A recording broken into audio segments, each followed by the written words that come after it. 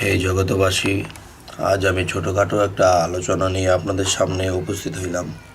সেই আলোচনাটি হলো যে হাদিস গ্রন্থ মানুষ পড়ে, কিন্তু বুঝুক না বুঝুক পড়তেছে। কিন্তু এখানে একটা কথা হলো যে একজন ইমাম সাহেব যিনি ইমামতি করবেন, তিনি ইমামতি করার যোগ্যতা তো তিনি ইমামতি করার অন্য অন্য সাইড থাকলেও আরও একটি সাইড থাকতে হবে। সেটি হলো তার নাফস, যে বিষয়টি যৌবন বা যে নাফসের যে শক্তি, এটা তার পূর্ণ থাকতে হবে। যদি এটার পূর্ণ না থাকে তাহলে তার দ্বারা ইমামতি হবে না। তবে হে জগতবাসী, এটা আসলে বিষয়টা কি, যে ইমামতি করতে হলে তার নাফস ঠিক থাকতে হবে। তাহলে ইবাদত করার সাথে বা ইমামতি করার সাথে এই নাফসের কি বিষয়, যে এটা ঠিক না থাকলে তার ইমামতি হবে না। এই বিষয়টি মানুষ বেশিরভাগ জানে না, এবং যারা জানে তারা এটার ভেদ রহস্যটা জানে না। তবে এই ভেদ রহস্যটা জানে, এবং তাদের কাছ থেকে আমি এই জিনিসটা আজ জানতে চাইব।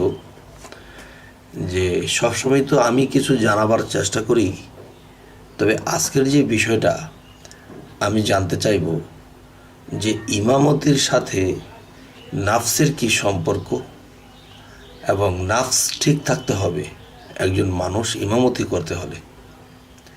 এটা কিন্তু শরীয়তের ভাষায়। মারেফত ও হাকিকতের দেশে গেলে হয়তো এটা টিকবে না, বা ওখানে এটা দরকার নেই। কিন্তু দেখা যায় যে শরীয়তের দৃষ্টিতে যে নামাজ পড়া হয়,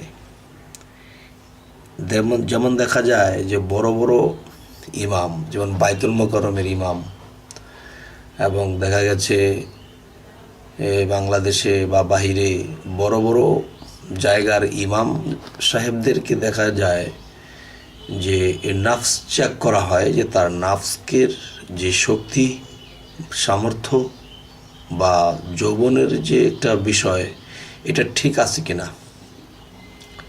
এটা ঠিক থাকলে তখন তার দ্বারা ইমামতি হবে। এটা ঠিক না থাকলে তার দ্বারা ইমামতি হবে না।